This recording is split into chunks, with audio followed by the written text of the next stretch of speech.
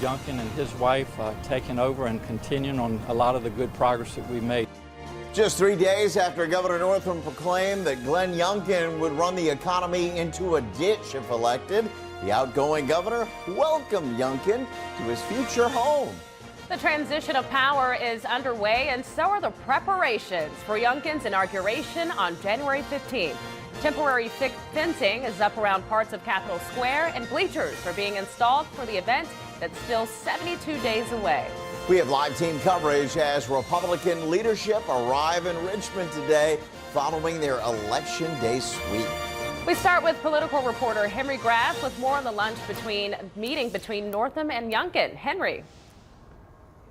Makia, good evening. The governor-elect now promising to be open and transparent with his incoming administration. Both men saying today's meeting here at the governor's mansion was productive and helpful.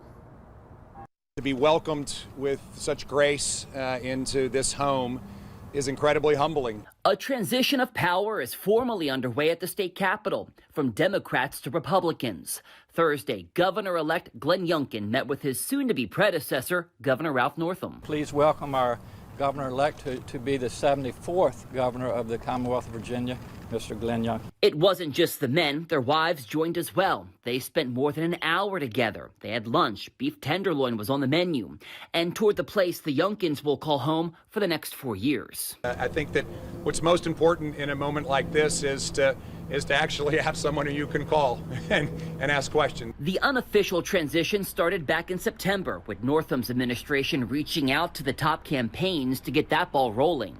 Now, the governor-elect has one floor in the Washington building at the state capitol to work from. We're going to have a lot to talk about because we're going to be moving forward with real pace.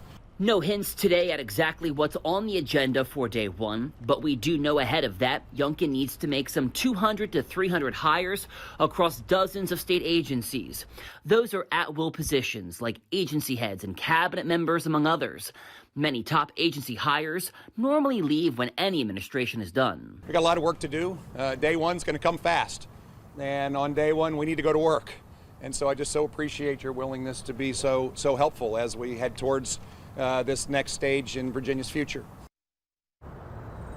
Back at here live, there will be at least one change here at the executive mansion. We are told that the Youngkins plan on installing a basketball hoop behind the executive mansion here behind me, and the governor, Northam, joking with Governor-elect Glenn Youngkin earlier today, saying he'd like to come back at some point once that hoop is installed to place him one-on-one with the governor-elect. We are live and on your side tonight here at the state capitol. I'm Henry Graff, NBC 12 News. All right, the two having a little bit of fun.